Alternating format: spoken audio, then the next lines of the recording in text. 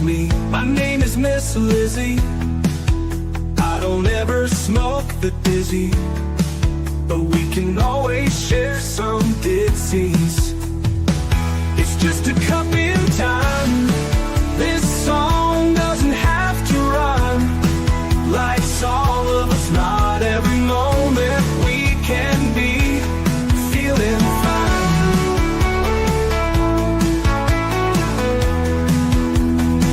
I wanna share a moment, just a second if you will, maybe even a cup of thrill.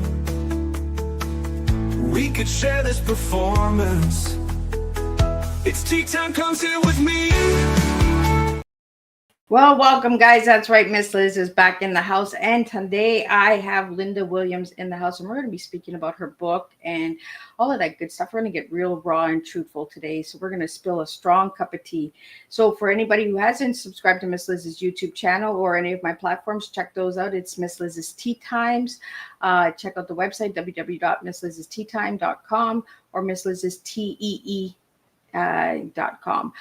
We just changed the letter from the letter A to the letter E. It's still T in German. So that I got my Oma coming with me all the time with these cups of tea. But we're not serving beverages. We're serving real life stories and authors and community events and services and programs and all that incredible stuff on Tea Time. So you never know what's coming for Tea Time. So, but before we get started, we're going to do the good old disclaimer, and then we're going to do a little intro on Lynda Williams, and then we're going to spill some tea today with you all. So, Miss Liz's Tea Time is a global platform dedicated to sharing real-life stories, diverse perspectives, and meaningful conversations that inspire awareness, healing, and connection. I'm Miss Liz is going live using StreamYard. Before leaving a comment, please, during the live broadcast, please grant StreamYard permission to display your name at StreamYard.com. Please be advised that all the content brought forward during any Tea Time show is presented in good faith and health. However, discussions may include opinions, beliefs, and perspectives that do not necessarily represent the views of Miss Liz or the Tea Time platform. Information shared by guests is based on their own experience and perceived to be accurate at the giving time of airing. All guest viewers and participants are responsible for using their own judgment when considering any action or decision that may relate to the discussions. Some episodes may cover sensitive topics, including but not limited to trauma, abuse, grief, mental health, and other emotional triggering subjects. Listeners and viewers' discretion is strongly advised. Tea Time with Miss Liz is an open discussion forum designed to offer insight, inspire awareness, and create connection. It is not a substitute for professional, medical, legal, or therapeutical advice. If you require professional support, please seek assistance from qualified professionals or trusted resources in your area. If you have questions regarding this disclaimer or the content of the discussions, you are welcome to contact me at my email at bookingmissliz@gmail.com or visit my link tree at Miss Liz's Tea Time. By choosing to participate in, comment on, or view these live shows, you acknowledge and accept this disclaimer. Your participation is entirely voluntarily. Miss Liz welcomes you to join the conversation with an open heart, and if at any time you feel this platform is not right for you, I respect those wishes and decision and welcome you back whenever you are ready. Tea Time with Miss Liz, serving truth and awareness, one cup of tea at a time. Again, this platform is to bring awareness and to have good open conversations with all of my guests. Now, today I want to introduce Lynda Williams, a voice of grit, grace, and unshakable truth. This afternoon, I welcome a woman whose life story is as raw as it is inspiring. Lynda Williams has walked through the fire, faced the storms, and emerged with a voice that speaks to the resilience of the human spirit. Her journey is not one dressed in perfection, but one marked by courage. The courage to stand in her truth, to share the beauty and the hell of it, and to transform pain into purpose. An author, advocate, and unapologetic truth teller, Lynda uses her lived experience to ignite conversations many shy away from. She has become a guiding light for those navigating their own trials, proving that it's possible to carry both grit and grace in the same breath. Through her writing, speaking, and advocacy, she challenges, uplifts, and invites others to see that even in life's hardest chapters, there is power, growth, and a story worth telling. It is my honor to bring to the table for Tea Time with Miss Liz, Lynda Williams. So let me get her in here and let's put some tea together. Welcome, Hello. Linda. Thank you. How are you doing? I am good. And yourself? Very well, thank you. So, Linda, what did I miss out on that intro? Let's share a little bit with the guests, the viewers that are out there, a little bit more about yourself. Okay, well, I became a mental health advocate because I've lived with bipolar disorder since I was a teenager. So over 20 years experience being mentally ill. And that really informed the short stories I wanted to write. I survived not one, but two abusive relationships in my 20s. And I guess it just made me want to push back on the expectations we place on women. So many of the stories were inspired by the idea of women saying, no, to heck with that. I'm not going to make myself small to accommodate you. I like that. And you know what I like about your intro and when I got sent, when Mickey sent you, was the truth speaker. Because I'm big on truth speaking, right? We don't speak the truth because people are scared to speak it, scared of the judgment, scared of the shame. So do you want to share a little bit about truth speaking and that and how you feel about it? You know, I came to it in a bit of a backwards way. So the first time I was hospitalized for illness, I was 15 years old. Grew up in a very small town, and it was over the summer. I came back to school in the fall, and a classmate sat down next to me and said, "So I heard you were in the hospital over the summer." And at that moment, I had to decide how I wanted to manage this. If I wanted to tell a lie, if I wanted to keep it a secret and let people whisper about me, or if I was going to do some PR and get ahead of the story. And I chose the latter. And that meant that from a very young age, I was living openly with a mental illness.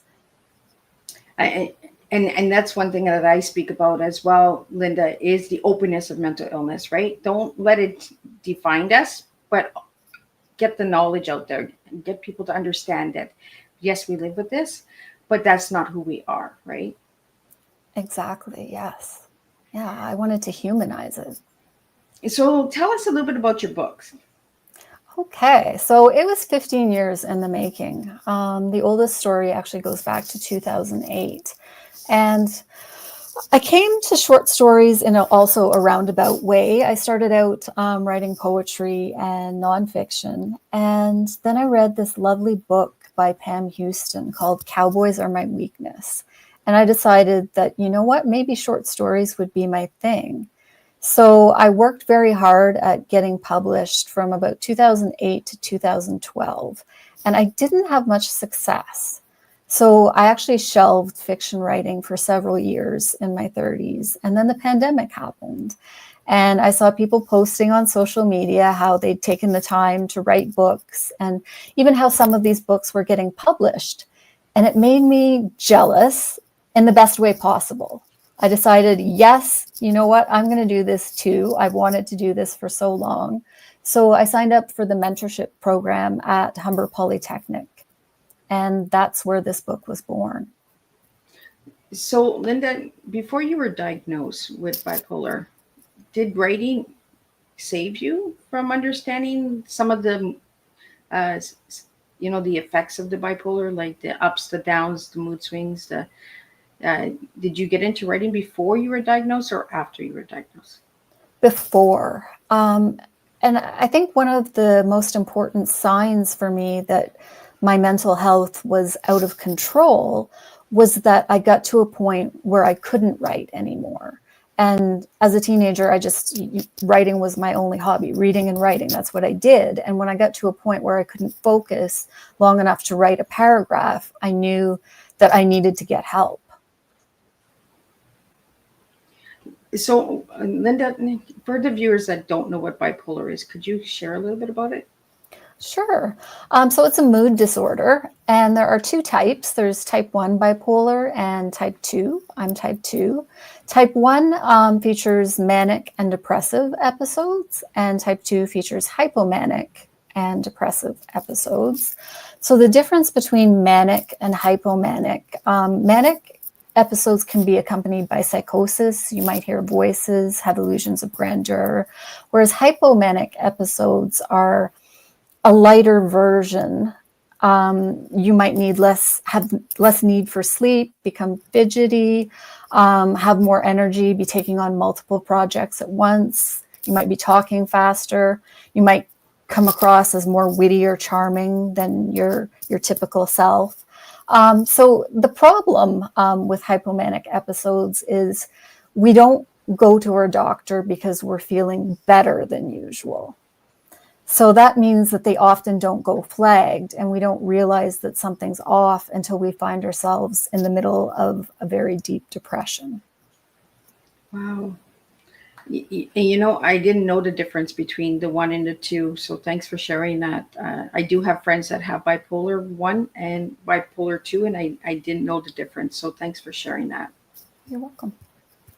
So I want to get into the book because the book is called The Beauty and the Hell of It.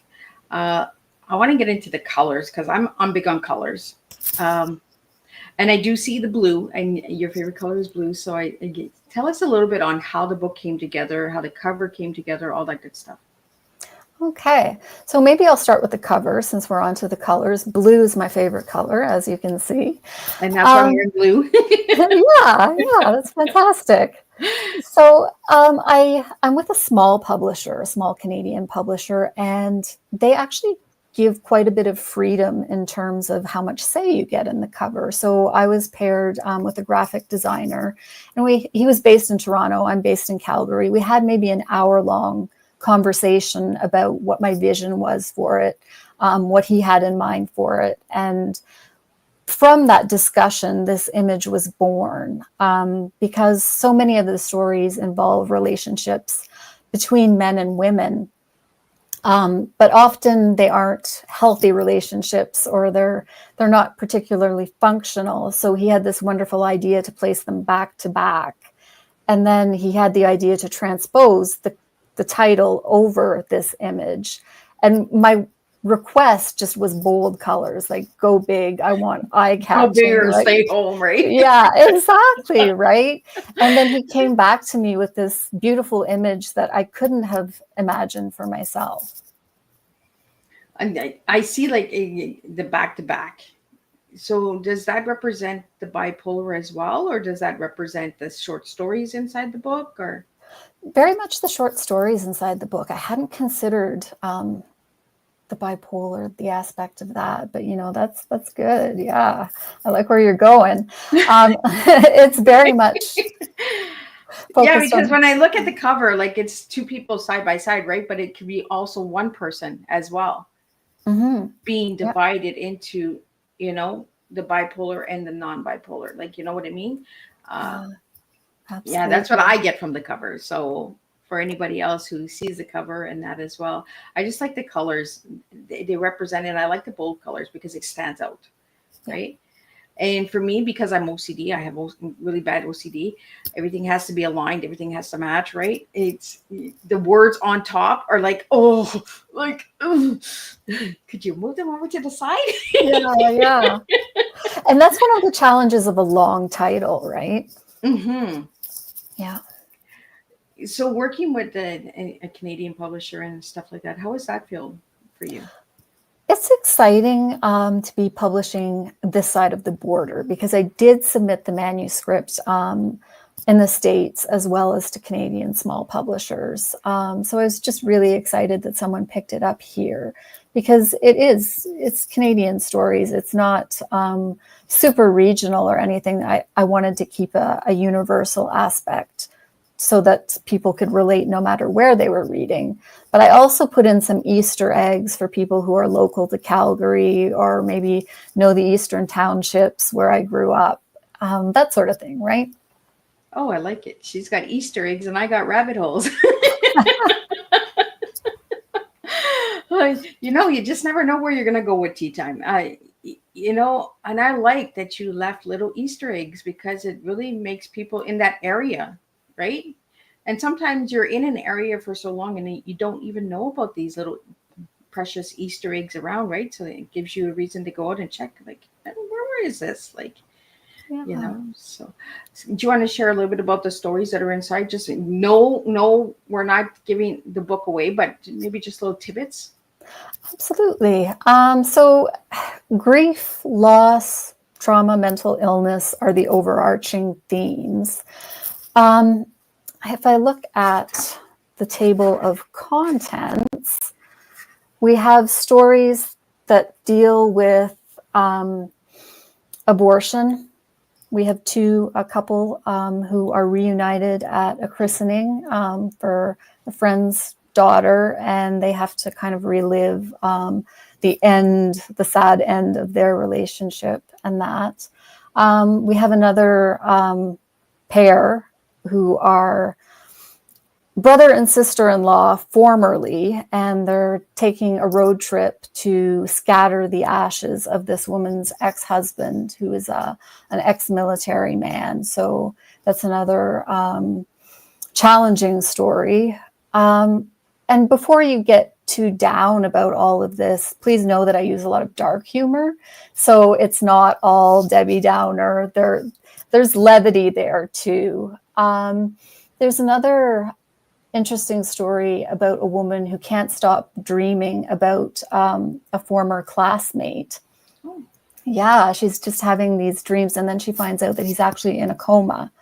And she has this sort of secret family connection to him, and the story explores that and what becomes of the connection and these dreams.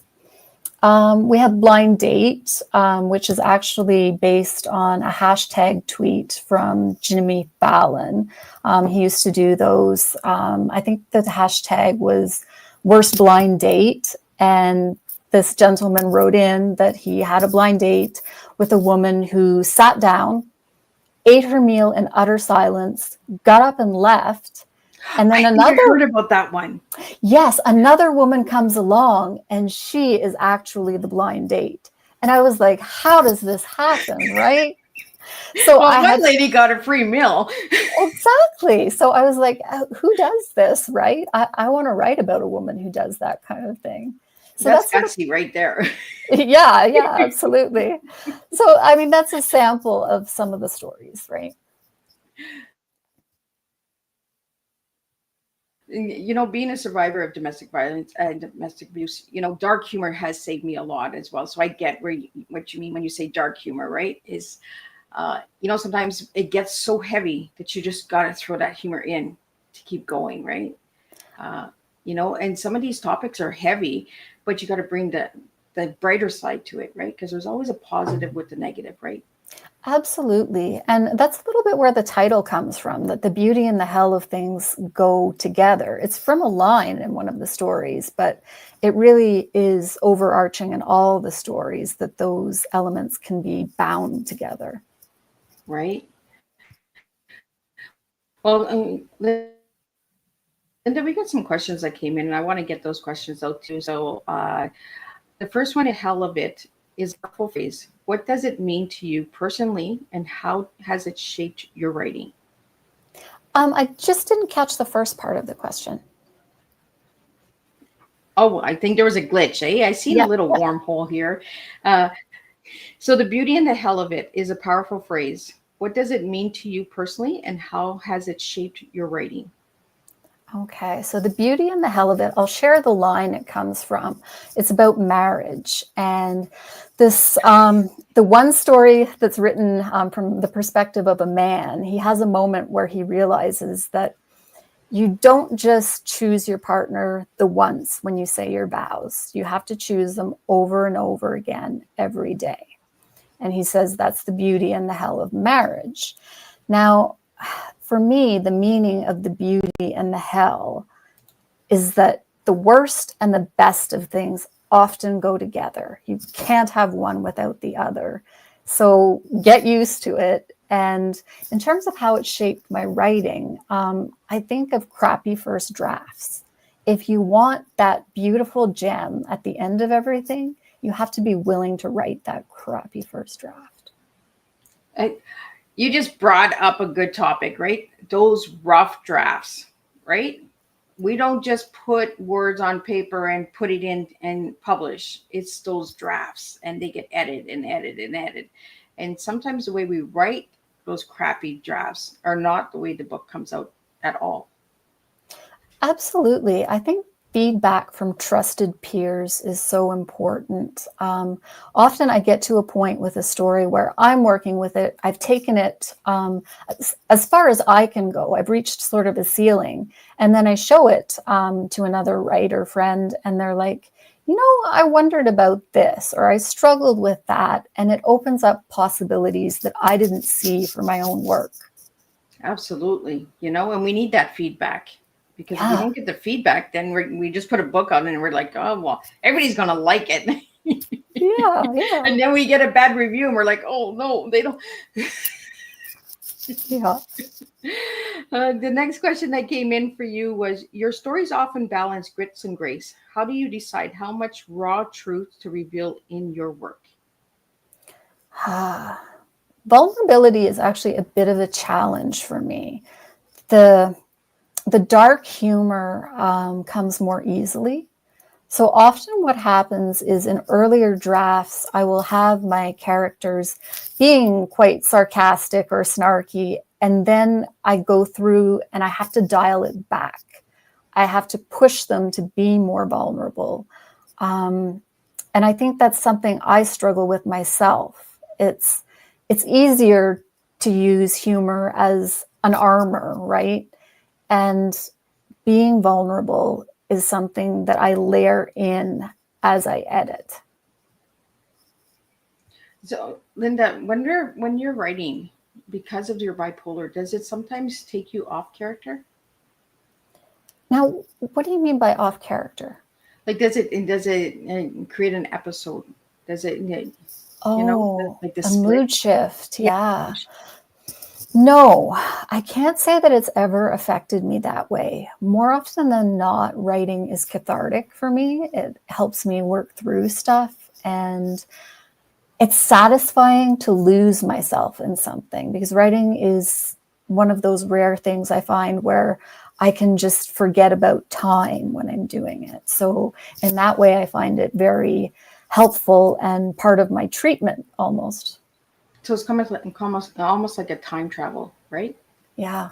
I like it. See, it's the T. It's the past, the present, and the future. I tell you guys, everybody, we all are time travelers. The next question I have for you, Lynda, is, in your experience, what role does fiction play in helping people process real life struggles? Okay. For me, I think it's everything. Because if I find something I can't write about, I search for wherever I can read about it. Being able to experience something from the perspective of someone else can put some distance between me and something I'm struggling with. So to read somebody else's account of how they work through, or even if it's a fictional character's account, right, of how they work through an abusive relationship, can give me something that's healing. And I do think fiction often gets closer to the truth than nonfiction, than reality. I don't know what it is about it. It's one of those things I try not to analyze. I consider it the magic of fiction. Yeah, writing is a real lifesaver, especially for people that go through a lot of trauma and mental illness and stuff like that. It's a way of expression. You mentioned earlier about poetry. Let's talk about poetry a little bit. Like, what kind of poetry do you enjoy writing and reading? Okay, so I started out with poetry pretty young, and I really left it behind in my 20s. But my favorite poet when I was young was Emily Dickinson.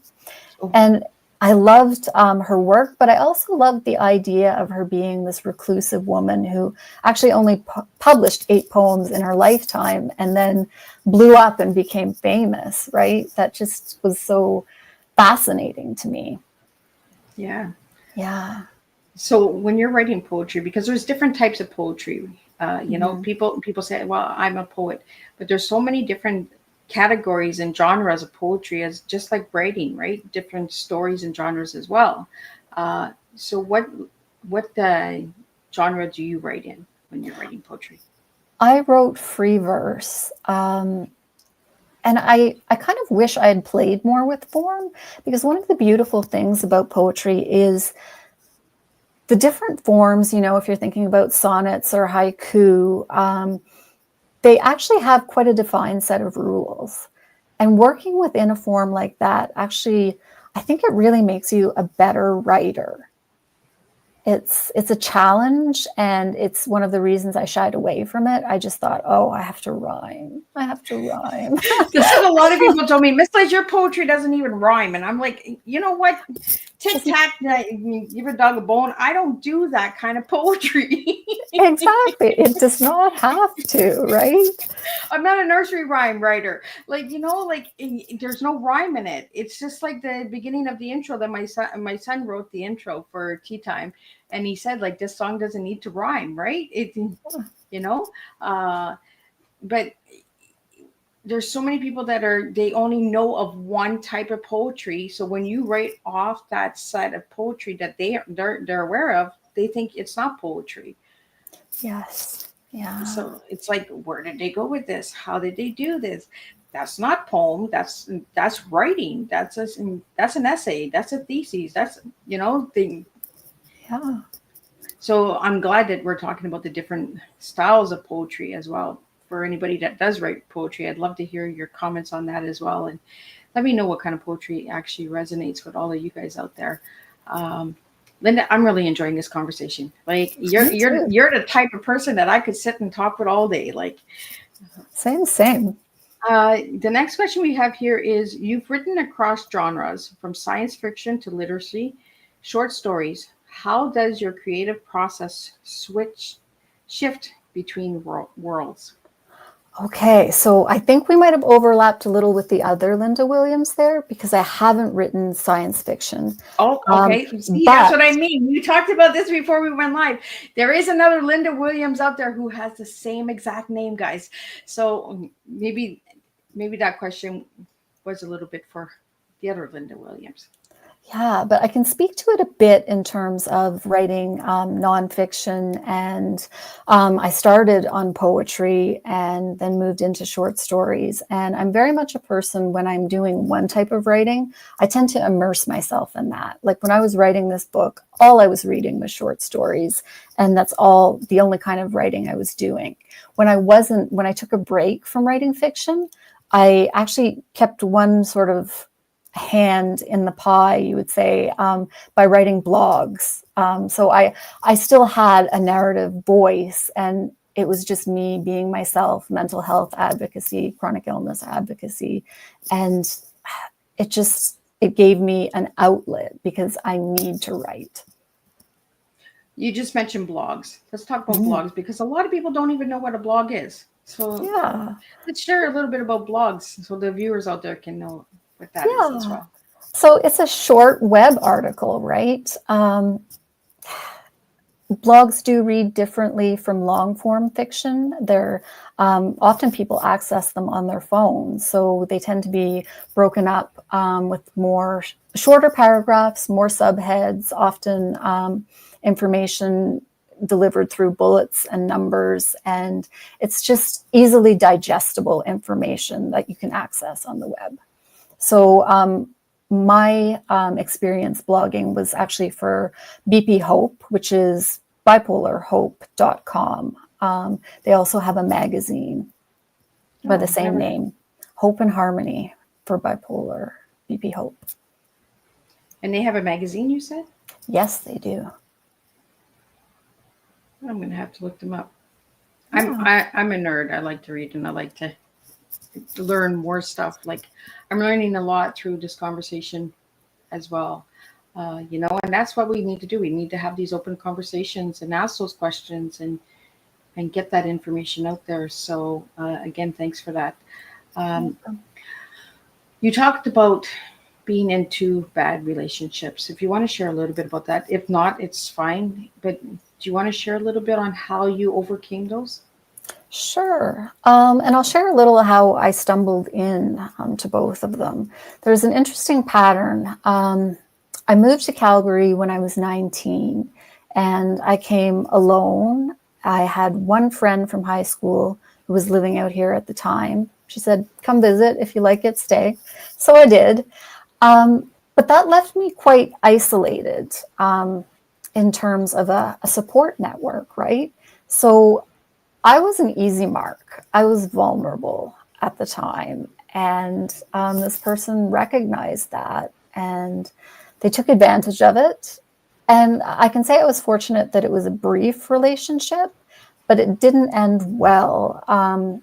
Getting out of it was hard just because it led to some stalking.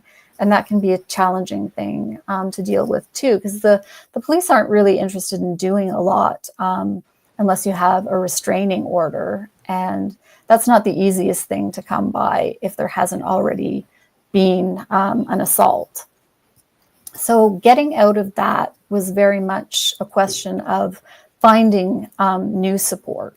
But my approach to leaving that was just, I want to forget about this. I want to pretend it never happened and just get on with my life. So I didn't do much in terms of seeking therapy or professional help, which looking back wasn't the wisest decision, because that sort of thing it's not something you can just leave behind. Yeah. So then later on in my 20s, I moved from Calgary to Edmonton for school. And I found myself in the same situation where I didn't really have a ready support network. And someone recognized that. They noticed I was an easy mark. And that relationship lasted much longer because I was at an age where I thought, you're supposed to be settling down. I was invested in staying in. I thought I was supposed to make it work or something terrible like that. Whereas, when I was 19, I was just in a relationship to be in a relationship. So the second time around, the relationship did come to a head with an assault. And I decided that time to press charges. Not that much comes from charges in a domestic dispute, but what I was thinking about at that moment was, how do I want to look back on this?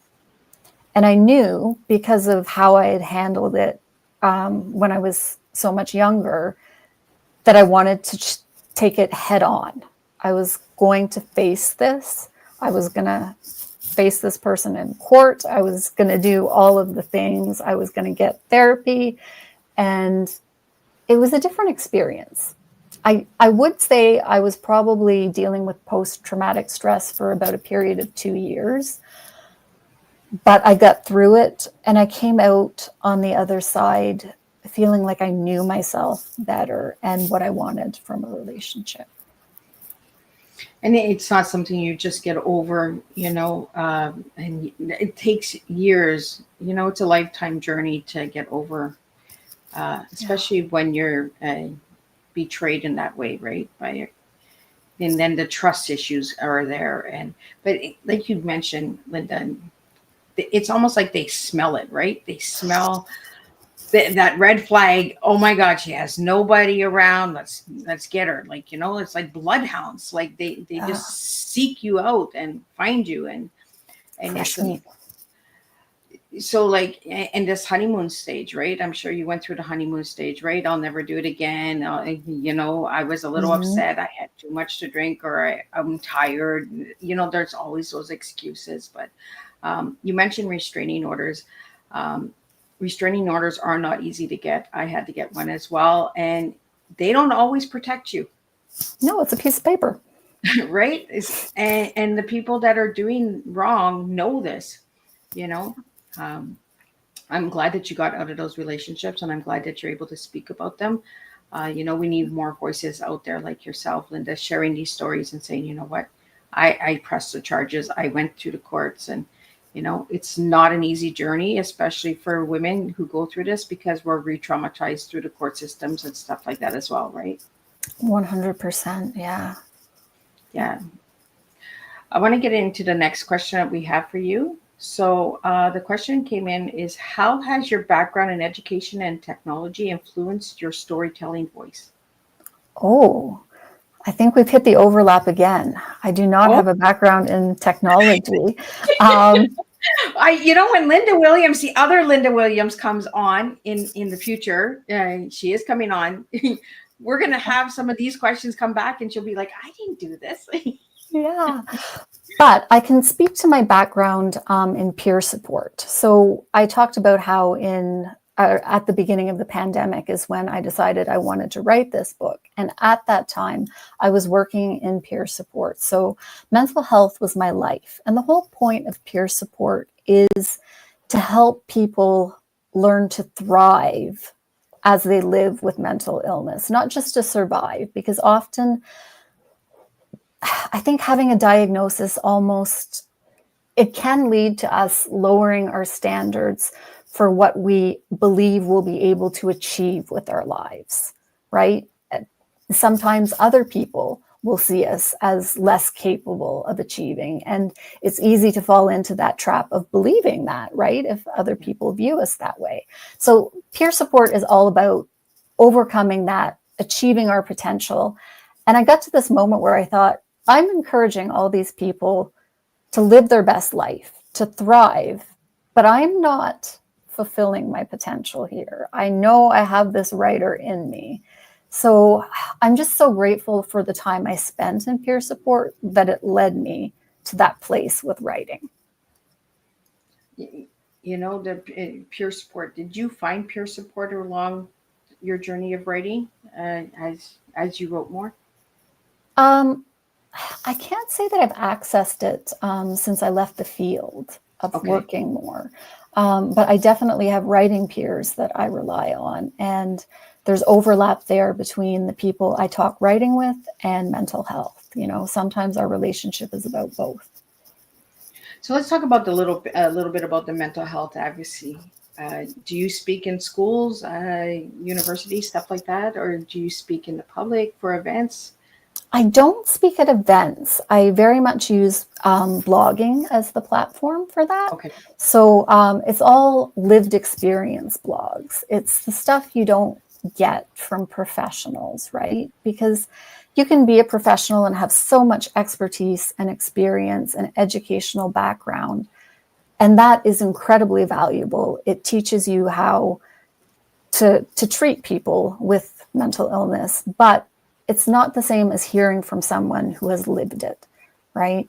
So for me, talking about things that are sometimes embarrassing, uncomfortable, that's what the blogs are all about. And I say this all the time too, no disrespect to the professionals out there, but when we live the experience, we can speak the experience, right? Yes. It comes from the heart. It doesn't come from a book. We actually have lived through those moments, and we can actually share the fear, real fear, not just the fear from words in a book. So again, advocacy, we don't speak about that enough in today's world either. We talk about the professions, we talk about the doctors and lawyers and justice systems, but we don't talk about the actual survivor voices. Yeah. And I think that's actually where the hope comes from hearing from people who have come out on the other side. And not that they're unscathed, but that they've put the pieces back together and they're stronger than ever. I like that. Put the pieces back, right? We all got to break in order to put the pieces back, but the pieces are never the same, right? No. And it's a good thing. Like a lot of people, I use the word broken a lot for myself to express myself a lot, Lynda. And a lot of people are like, Miss Liz, don't use that word broken. But broken is beautiful. It's not a bad word. We all got to break. We all got to fall. We all got to get back up. There's nothing, why are we fearing that word broken? Yeah, no, it's like being afraid of failure. Failure is how you know you're trying. Being broken is a beautiful part of life. It means that you're living to its fullest. Well, it goes right back to your book, right? The beauty and the hell of it, right? Yeah, There's yeah, beauty in the broken and there's hell in the broken, yeah, right? exactly. It always goes right back to the book. Miss Liz always finds a way to switch it back to the book. Uh, Nice. and I like the title of the book because life is beauty and hell. There are ups and there are downs. There is balance in life. There is pros and cons. There are good and bad. It's how do we come from it?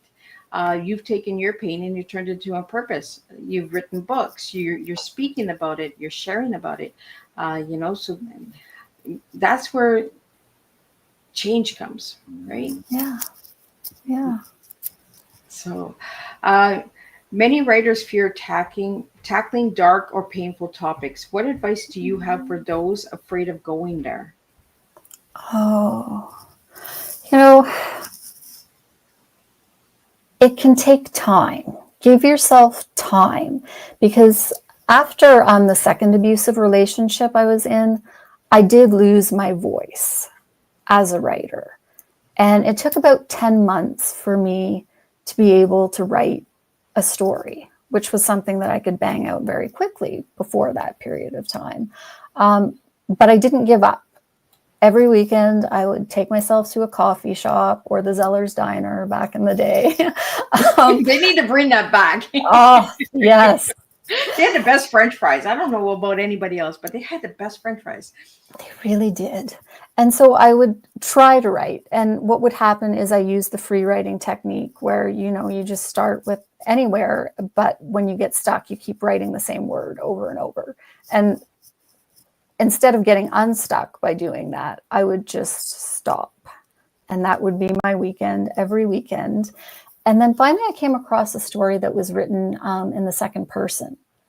And that gave me something to experiment with this idea I had, because I was trying to write about what happened to me that had to come out before I could move on. And I was able to write a piece that's actually in the collection. It's titled Miles to Inches.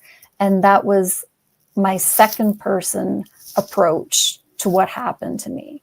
So when I say give yourself time, it could take a year to get through just one piece of writing, but don't give up. Take cues from other writers and in terms of craft, how they're handling entering a story, or maybe you're writing poetry and you need to go to nonfiction. Experiment, give yourself room. Not everything that you write down has to be what you're going to put into the world, right? We have a question that just came in for you, Lynda. You said you stopped writing for a couple of months. Was it because of the abuse that they let me word it here. Did the abuser attack your writing skills? Not specifically. No, it was very much, I think it was post-traumatic stress, that I was dealing a lot with panic attacks. And it was very much that I couldn't process what had happened to me. It was, just not being able to deal with being like physically in my body anymore because of the assault. Robbed me of my voice, right? Because writing it's a very sensory exercise, right? So if you disconnect yourself from the world in order to protect yourself, you're also disconnecting from that voice that helps you write. Yeah, because this person says a lot of abusers like to take away things that we enjoy, right? And because you enjoyed writing, was that something that they took away from you, like the time of writing and stuff like that? Yeah, and they certainly downplayed my talent. There was no encouragement there, but they also found other ways to put me down and make me feel small. Yeah. It's amazing what people will do. Like, there's so many different forms of abuse that we don't speak about, right? We talk about the beatings and the punching and the words and stuff like that, but there's so much more than that.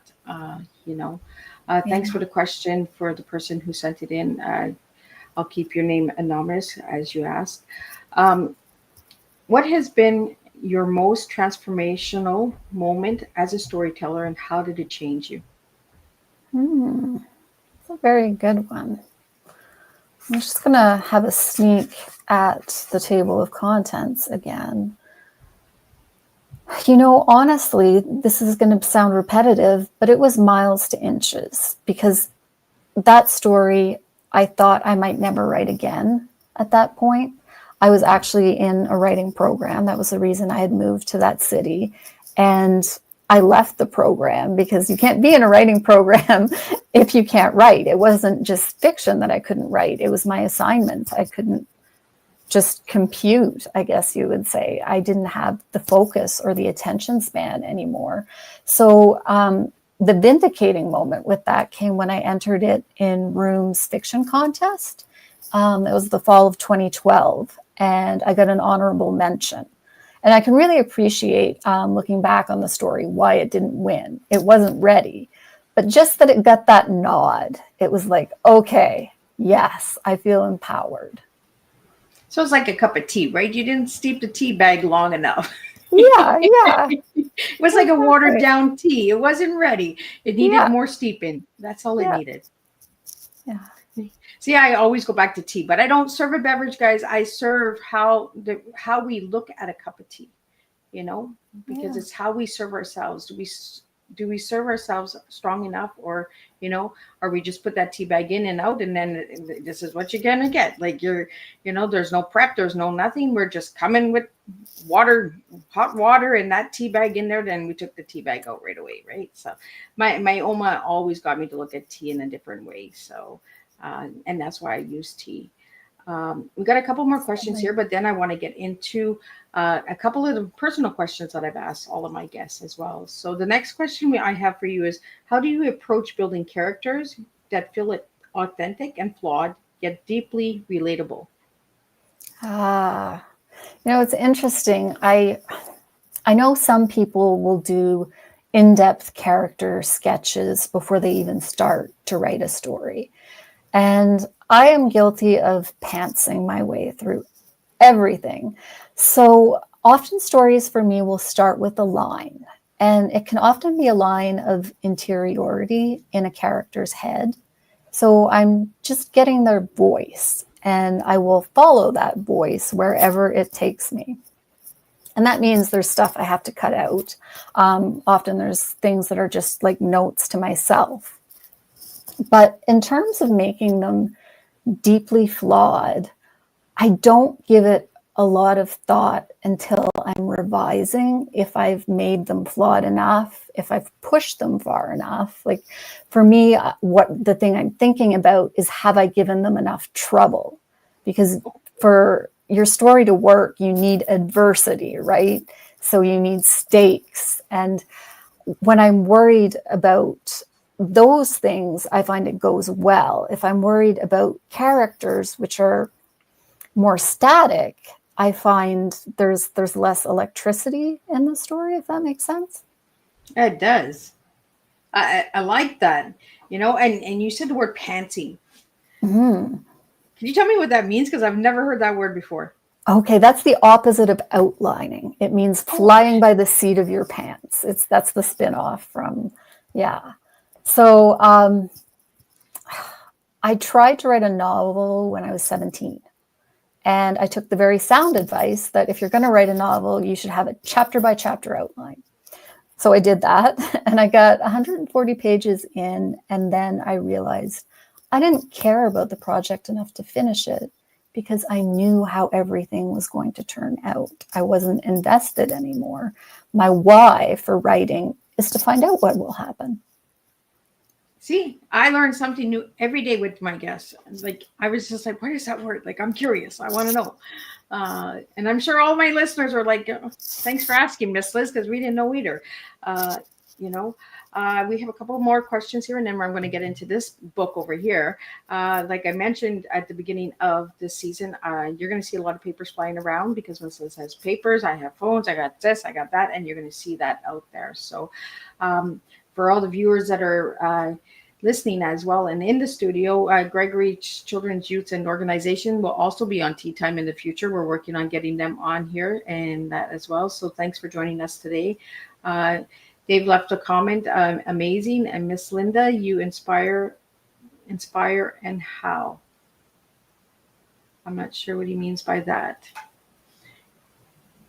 I'm sure he'll pop in his little question here, and we'll just keep getting it there.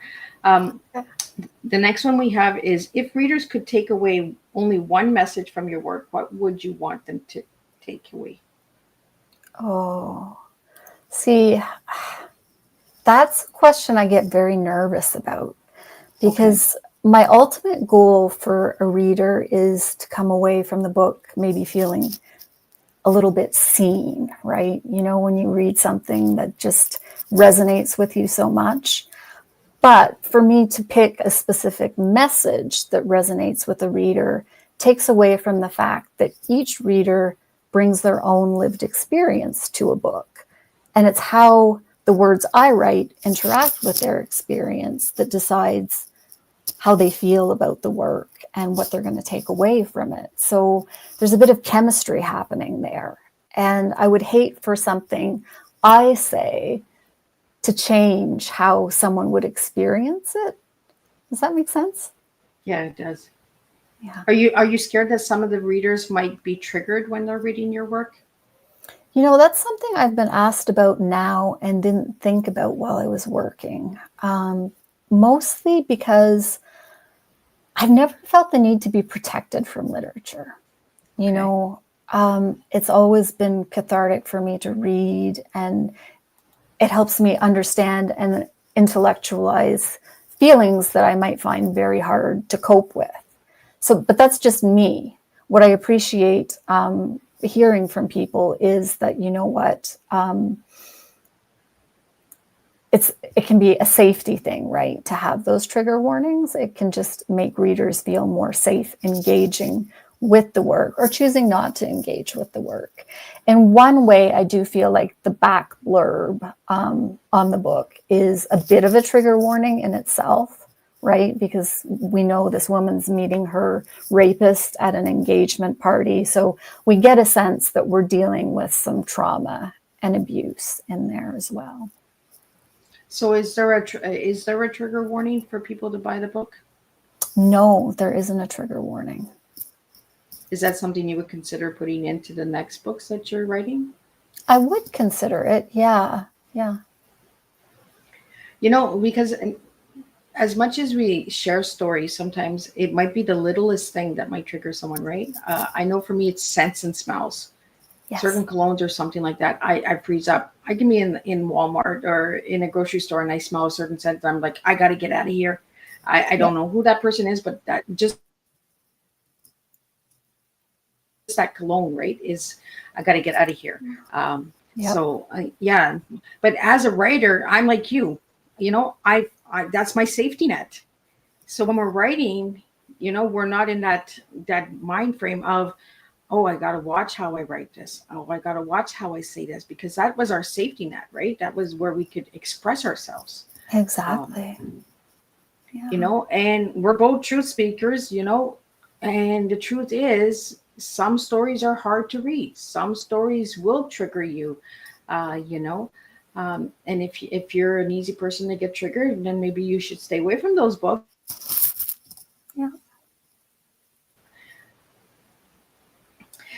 What's next for your creativity, and how do you envision your stories evolving over the next few years? So yes, more short stories. I don't see a novel happening.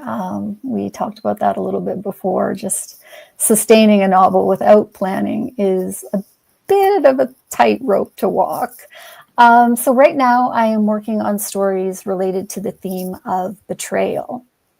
And I'm thinking in terms of, you know, how we betray ourselves. I think we betray ourselves more often than anyone else. How we betray others, And also, I think this is a great moment to be thinking how we're betraying the planet. Yeah. Yeah. So now, Lynda, I want to take you onto your tea, because we're going to wrap it Okay. up with some tea here. I asked all my guests this to give me 3 words and phrases. And Lynda, you gave me beginner, lifelong, and mental health. So do you want to tell us a little bit about those 3 words? Yes. I think having the beginner attitude is something that's a gift, right? Because it can be easy to get to a point, especially in adulthood, where we've done the same things over and over, and we actually feel quite confident in our abilities. We get locked into a place where we have to be good at what we're doing. And being good at everything you do is not that much fun. So being willing to be a beginner, to start at the beginning again, I think is just essential to living a full life. Willing to start. I like it, because so many people are scared to start. You just never know where that journey is going to take you if you just take that step to start. Exactly. The next one is lifelong. Lifelong. Ah, yes, learning. I think it's almost tied to the beginner thing. Like, if you're not learning, are you even living? For me, it's just almost like breathing, that if you're not finding out new information and adjusting your course based on that information, are you fully alive? My undergrad at university was such a great time because there was so much information that was coming in, and I had to re-examine all of my beliefs. Everything that I grew up thinking came under question, and that was one of the happiest times of my life. And it was just energizing to have that experience. And I decided it was something I wanted to hold on to, that I didn't want to stop doing that just because I'd reached a certain age. And the last one is mental health. Yes. And that's just about sharing, being open about it. Because it is scary to do that. And I think it's also important to do things that scare us. And when I think about the people who shared with me about their mental health, I doubt they realized the impact they had. And that's just one of the things you can't know. So it's important to share regardless of what the impact might be, because that's not yours to know. It's just yours to share. And we have a question from Gregory here. What inspired you to become a writer?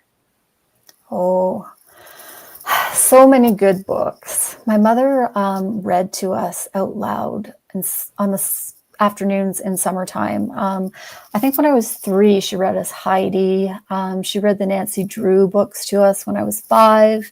And I fell in love with words. So I was writing stories before I could even spell properly. How old were you when you started writing, Lynda? In grade 2, I wrote my first story. I co-wrote it with my sister. Oh, who did that? Grade 2. See, you don't have to be 18 or 30 or 50, or you can be grade 2. What grade 2 would be? What, 6 or 7? Yeah, I think I was 7 by the time I wrote it. Yeah.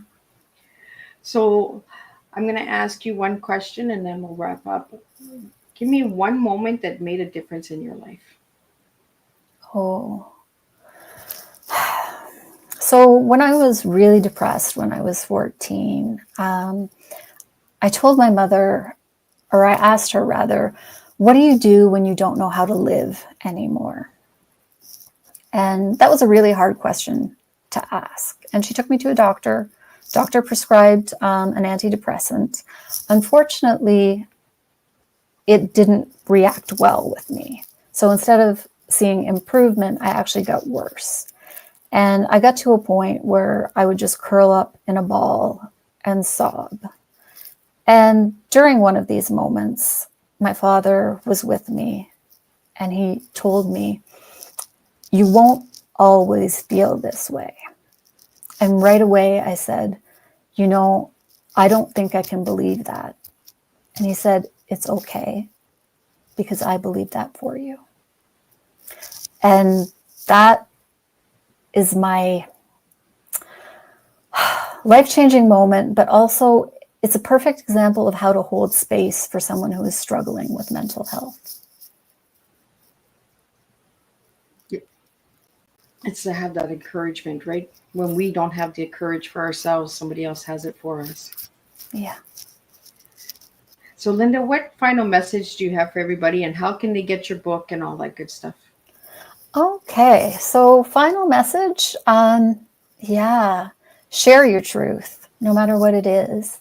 And then as far as getting the book goes, it's available in the US at Amazon.com as well as Barnes & Noble. It's on pre-order right now, but it's being released on September 1st, not far away. In Canada, it's available from Amazon.ca and Chapters and Indigo, as well as local independents. And you can find out more about me at www.lindawilliams.ca.